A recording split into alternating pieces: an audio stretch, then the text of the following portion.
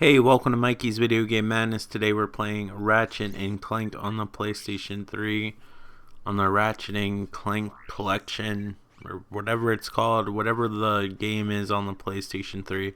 Sorry I'm not more descriptive. I should have been more prepared. I apologize, but at this point it's all about my commentary and really not about the game.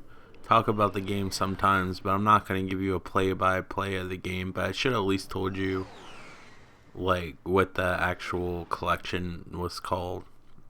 By the way, if you're curious, the God of War PSP collection, by the way, it's called the God of War Origins collection since I couldn't remember what it was called on the other video, but I think this was called the Ratchet and Clank collection, and this basically has the first three Ratchet and Clanks on PlayStation 2. There was a fourth Ratchet and Clank game on the PlayStation 2 called Ratchet and Clank Deadlock, which was actually a multiplayer focused Ratchet and Clank game that wasn't very fun in my opinion compared to the other Ratchet and Clank games. But that's just my opinion. That kind of was one of those games that wanted you to go out and buy the modem add-on that the PlayStation 2 had. Unfortunately, at the time, like most of the people didn't have broadband, and that's what most of the games actually expected you to buy. Expected you to have. So, at least where I live, most people didn't have broadband. You'd have the shitty dial-up, and every time you got a phone call, unless you had two separate lines, it would disconnect. Even with two separate lines, it would probably disconnect anyway. But these are really nice HD remakes. I apologize if the screen is slightly cropped. I'm having issues with the recorder again. I don't know whether I had a broken one or what. It worked the last three videos that I recorded on the same time. The only variable, and I'll check, but no promises, it's gonna probably not work, but I'm like out of scenarios that I can think of that would have possibly got it to record the PlayStation 3 in full screen. The only thing I can think of is that before I went to record Ratchet and Clank, I had to go do something and turned off because I was ready to record, and then I had to stop what I was doing and I turned off the PlayStation when it was set to component cables and everything with the recorder hooked up, and then turned it back on. That's the only thing I could think of. Maybe that reset it. I'll try that next time I record. But I can't stand the partitions on the side. I'm willing to have the screen zoomed in a little bit. I guess I don't have the most expensive video editing software. I have like the entry level Sony Vegas. Which version is it? To make sure it's 13. I had the pro version, but the pro version of I think 9 or 10, wasn't like that friendly with HD and stuff like that as much as I would like it to, and I still don't think I could have gotten it to do fancy scaling and cropping that I needed to do. Like, basically, if this happens, I wish there was a way where I could stretch it where it would fill up the screen, because I think the screen would still be in the proper aspect ratio. Basically, the recorder is recording partitions on each side of the screen, so it's like permanent, like on the video. So I was trying to find a way to cut that off, but I don't think I can do it with this editing software.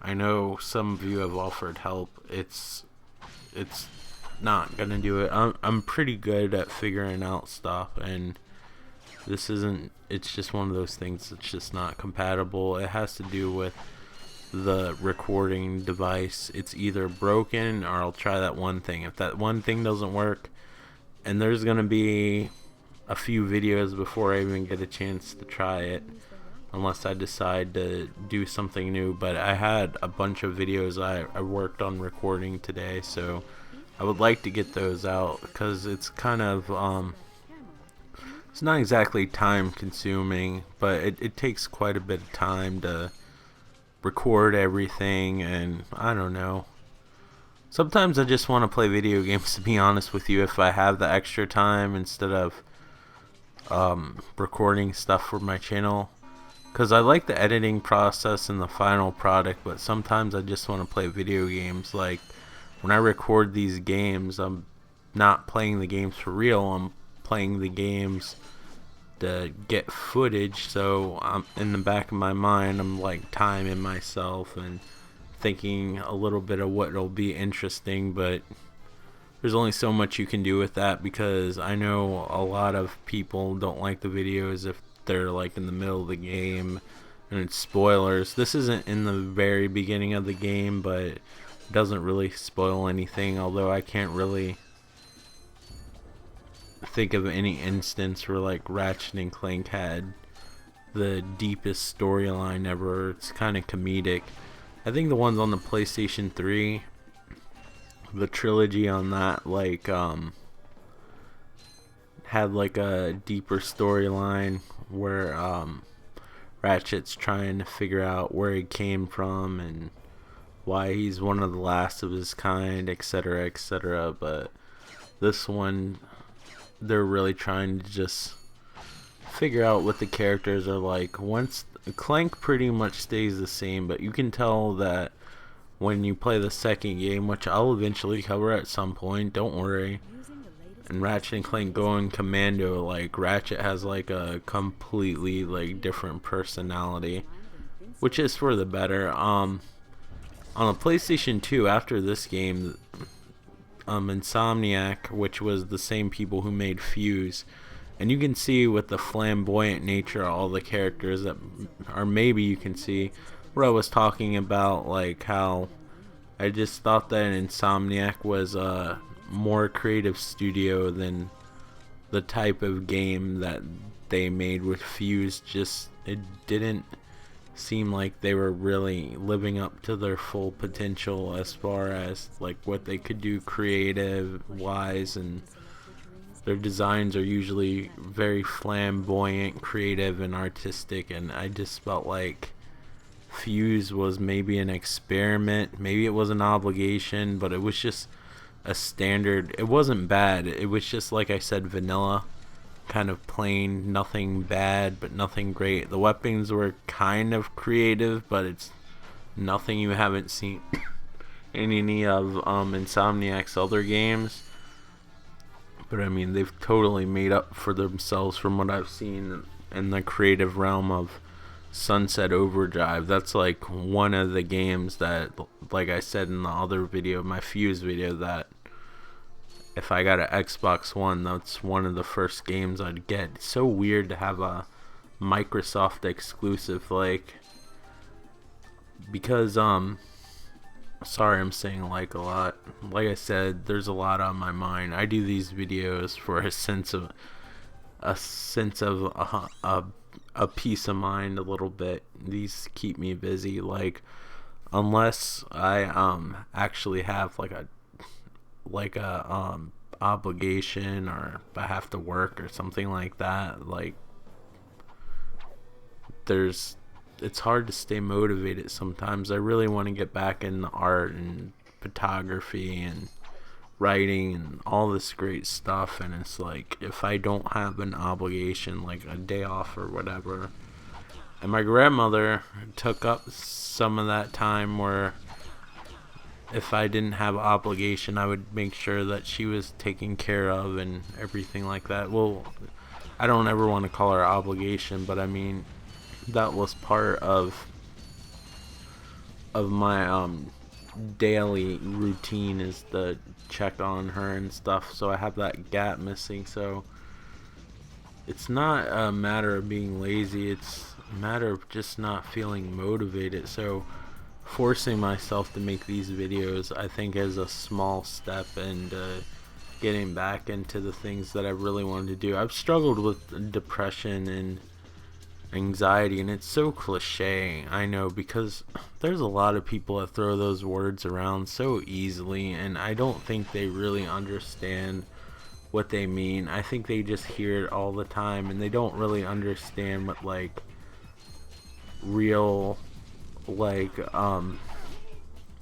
clinical depression and having acute anxiety disorder is really like. And I don't really want to get into it because I don't want to be labeled as that person with anxiety or depression or stuff like that. But anyway, some days are just debilitating. You can do whatever you want to. You could be like playing your favorite game, have every single thing you want, like have like the hottest girlfriend in the world, doing everything that you want it to, so I don't alienate anybody, the hottest significant other or the best significant other or whatever, because looks aren't everything. Sorry, I need to be more specific here. Part of my problem with some of my depression and OCD is, well, part of my problem with my anxiety and depression and sometimes my commentary and everything is that I have OCD. When I should be going forward in the conversation, a lot of times my mind backtracks and repeats itself over and over again, kind of like I've expressed in past videos, like having OCD, which is obsessive compulsive disorder, is like having repeated thoughts all the time till they bug you, even though you know that they're ridiculous. It's like having a ball and chain at all times, even if you choose to ignore it. It's like being stuck in the movie theater with the same movie playing over and over again. Like sometimes, like, you'll know that the door is locked. You've already checked that the door is locked 5 times, and in your head you're like, there's that one chance, are you sure you locked the door? And you know you did, and it's like, but somebody could break in, are you sure you did it? Are you sure? And you gotta go and check it, and it's just so fucking annoying. And you work on it and you get better at it, and certainly I've improved on it, but shit like that makes you anxious all the time too. All these things contribute to one another, and when I make these videos, sometimes, even though I'm trying to talk about the game and going forward, my pauses aren't because I'm a horribly boring person or something like that. First of all, I'm talking in a microphone and looking at a fucking screen. I don't have anybody to like feed off of. I've tried to get friends and stuff like that. I call them friends, but nobody's really been around. I guess everybody's living their own fucking awesome life or whatever. My social life has sucked so bad, and I haven't done anything to like deserve it. I haven't been a dick to anybody or been super depressive, you know. I kind of keep it to myself and shit like that. Lately on this video, I'm just saying whatever I want just because it's my channel. Most of the people that watch the channel I consider friends, even though I don't know a lot of you in person. But you guys are to the point where you know what to expect from my channel. I don't expect to get 1 billion views or anything like that, and 1 billion subscribers or whatever it takes to make money. I don't make money off of this. I do this to stay busy. And my dog's fine. It's the dog gets up, and then the cat is super hyperactive when the dog gets up because she tries to provoke the dog to play, and it's really irritating, especially when I'm trying to record this, because sometimes the cat, even though she thinks she's like super like elegant with her moves and stuff like that, when she's running around and shit, she can't slow down in time. She knocks shit down, and it's a fucking nightmare because I try to keep this house clean and tidy. Sorry, all this shit's coming up. But anyway, what I was saying is that I've just come to the realization that I just want to talk about what I want to talk about, and a game's playing, I really like this game. I really have a soft spot for the Ratchet and Clank games. As far as all the games in the series, the only ones I don't really care for is when they try to change the formula. I don't mind the formula being exactly the same. Now, the PlayStation 2 games kind of went for a shooter route, especially with going commando and up your arsenal, which are also in the PlayStation collection. They did it with Deadlock, which was like a multiplayer game. Obviously, Deadlock wasn't as well received because that wasn't put on this collection. And then when the PlayStation 3 games came out, which was kind of its own trilogy, you had Future, Perfect, and A Crack in Time, and All for One was a weird spin-off I didn't really care for, where it was like a 4-player game. I have that. Maybe I'll show it to you sometime. It was one of the freebies you got from the PlayStation Plus program. And then there's Enter the Nexus, Quest for Booty. And I think there was another multiplayer focused one, but I didn't care about it so much. If it does exist, I forgot all about it, except maybe that it exists somehow. But when they came back on the PlayStation 3, they kind of went more towards this game, where it was like auto aim and action adventure. I mean, there is like some lock-on feature or something in the PlayStation 3 games. Eventually I'll get to it. I'm surprised I never covered any of the Ratchet and Clank games because I really like them. They're probably some of my favorite platformers. I mean, I'll always have a soft spot, not necessarily for Mario 64, but out of all the 3D platformers, I think Mario Sunshine, Mario Galaxy. I never played Mario Galaxy 2, even though Galaxy is one of my favorite platformers. And then I don't have a Wii U, but I would love to play Super Mario 3D World. But I absolutely love Super Mario 3D Land on the 3DS. But I guess, I don't know, it's kind of a tie out of 3D. I always prefer the 2D Marios, although I think they overdid it with like the new Super Mario games. They were all too similar.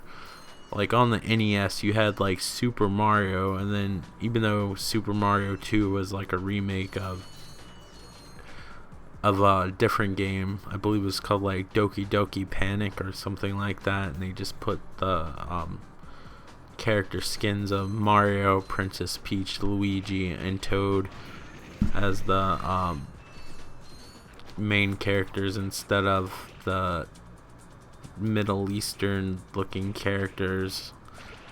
And that's why that game has like a Middle Eastern theme that doesn't really fit. And they're just like, oh, it's just because Mario dreams.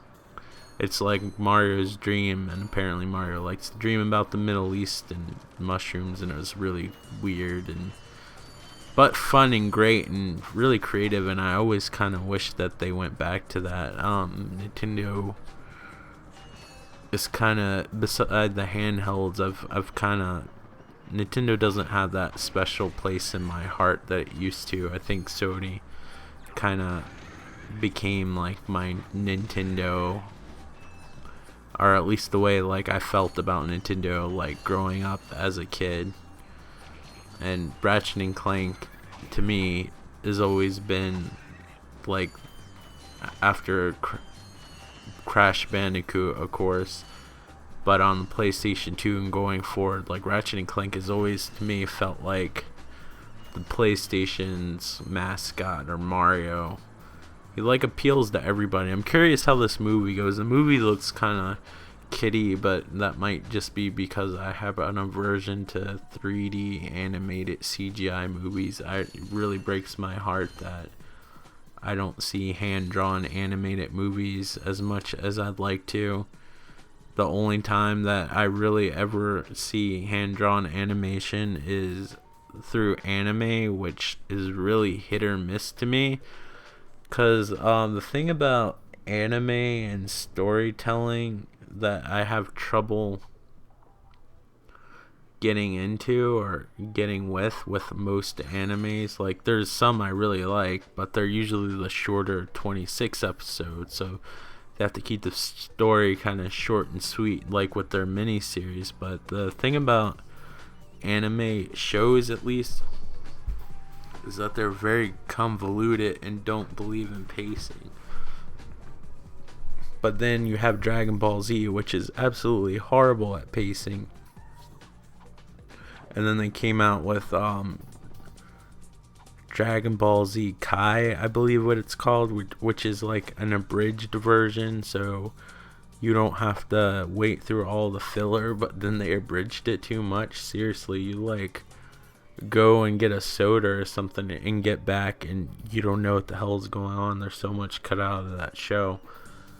But I've never been a huge Dragon Ball Z fan. I just casually like it just because it kind of has like that 80s cartoon flair. But watching like the series like uncut, like the original series, oh my gosh, like there's like 5-6 episodes where they're like in the same place and nothing happens, and it's just poor storytelling. It's like when a director directs a film, sometimes they have like hours and hours of footage and they have to cut it down to like 90 minutes, and they just don't believe in that sort of thing when it comes to a lot of animes, and you have to watch every single episode to know what's going on. Movies are a little bit better, but I guess because of the cultural difference and stuff and translation issues, because some things just can't be translated that well without rewriting everything. But since there's animation that goes with it, you have to have some sort of workaround as far as language goes, so sometimes things don't make sense all the time and without like researching it, and it's complicated. But there's good stuff out there, and that's really, in my opinion, the last thing that you can go to that's hand drawn. Sorry, my brain just froze there. Apparently, maybe there's lead in the air. Maybe it's not just all this anxiety and depression that's eating at me. Maybe there's like lead particles and stuff that I'm breathing in, and I'm slowly getting brain damage. On the plus side, like my brain probably looks like it has like this cool glittery sheen to it caused by all the lead particles. So yeah, this game basically consists of a bunch of fetch quests, but I know I'm gonna maybe make people angry, maybe crush their childhood, maybe both. I don't know. I'm just being honest.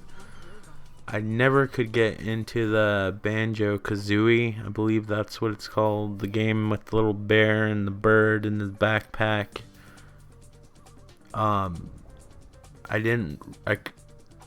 Mario 64 was fun because it was new and there wasn't anything like it, so just running around in 3D space with an analog stick was really cool. But collecting every single fucking stars, I hate games where you collect things, and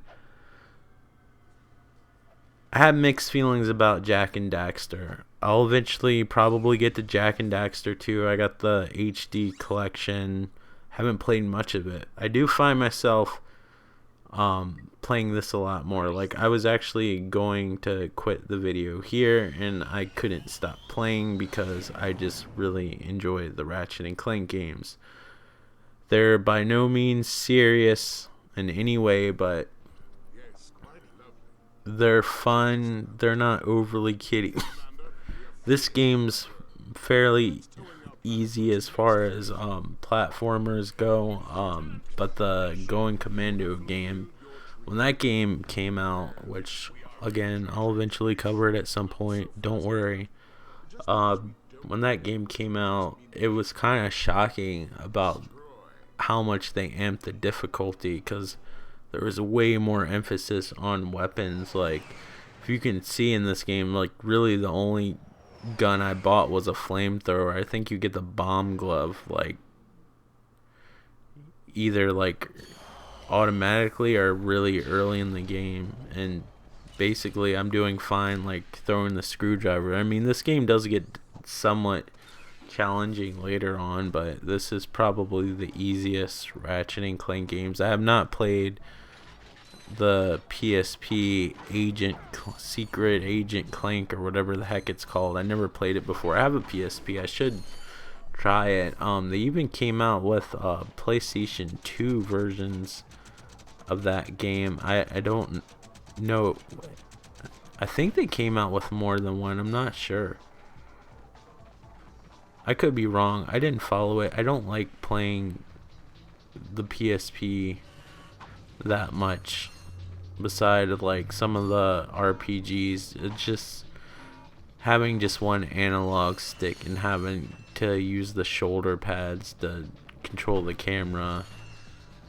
I'm just so past that. Like especially like if in a game like this, like my right hand is always on the right analog stick, always steering the camera, because maybe it gets better in the other games. I haven't played the other two games. The PlayStation 3 games camera pretty well, but this one I don't mind it, but I've found myself like steering the camera a lot. I really like this level. It kind of reminds me of Mario Brothers 3 just because of the screws and stuff like that. Like I don't know if you remember like the levels on Mario Brothers 3 that had all the platforms and the little like wooden, I guess let's use the word platforms again, the little wooden platforms with screws and stuff in them. You had to jump on them and they ran on a track. And Super Mario 3D Land, I would like to say World, has the same vibe. It looks similar when I saw the videos. I would really like to play that. It's a shame there's like the Wii U and the Xbox One, like there's like a couple of games on each system that I really want to play, and I just can't justify that much money just to play a couple of games. But man, I wish I knew somebody else that has it, but I don't know anybody that has an Xbox One or a Wii U. My friends, I don't know what they're all older and having kids now and getting married and just don't have time to hang out anymore. And I guess I kind of missed the boat, and I should be establishing my own life, but I'm trying to get over so much shit, and every day is a work in progress, I guess. Pretty discouraged about everything. I don't know why I'm telling you guys. Maybe I'm just saying it to myself out loud, but it's just everything's just been tough. I'm living in a world I don't exactly recognize. There's missing people in it. I really could use some of my local friends and stuff like that. I know some of you guys on here offered to talk, but it's just like there's not really much to say. I don't know what the right answer is. I just hope it gets better, and I'm trying my best, but it's tough sometimes. But yeah, my friends have kind of, even the ones that don't have much going on, they just like, I don't know, self-absorbed a little bit. I could say that because they don't really watch my videos, but it kind of sucks, and I don't want to call them out on it because, you know, they could be going through some shit. You don't want to burn bridges, and you can have that fuck them attitude, but sometimes when you do that, later on you find yourself like missing people that you pushed away because you had like a vulnerable moment, and you're like, oh, these people are toxic in my life, blah blah blah. But then you realize sometimes I guess you have to accept people for your flaws. Just don't let those people's flaws affect your life. And once you get over that and you can learn to be in the same kind of ecosystem without it affecting you adversely, like, then things work out. Because sometimes, as long as it's not affecting your life, like companies sometimes, I don't know. But yes, as far as I know, most of my friends aren't into gaming as much as me, so they either don't play games or they're really late. I don't really have like a lot of friends that are quote unquote gamers. I have like one friend that I casually hung out with. I haven't seen him in like quite a few years, but like I keep in touch with him. I went to school with him, and he's the only friend that I have that like knows stuff about gaming as much as I do. He's actually really good at gaming. I'm just like really into gaming, but I'm by no means like the best game player. And I'll be the first to admit that. That's why sometimes it's kind of annoying, like when you get messages on here where people tell you how much you suck and shit like that. You're like, well, if you actually fucking watch my videos and listen, I told you I wasn't the greatest game player. And honestly, unless you're making money in a tournament, who the fuck cares? You know, you're good at something that really in the long run doesn't matter.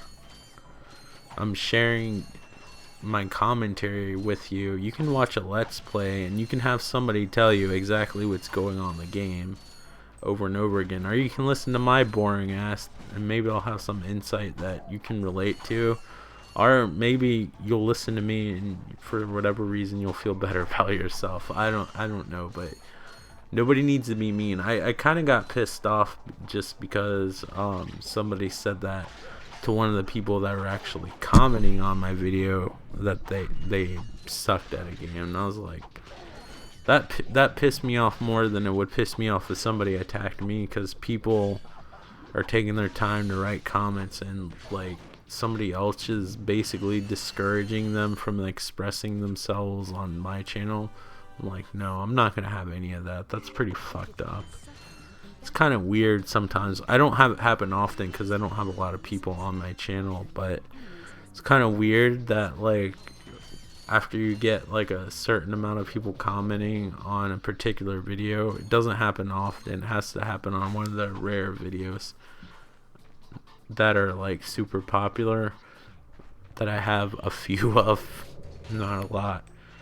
But like all of a sudden, like that comment section becomes its own self-sustained ecosystem, and you think people are commenting you until you pay attention to like your little feed, and you notice that people are talking to one another, and it's kind of cool actually.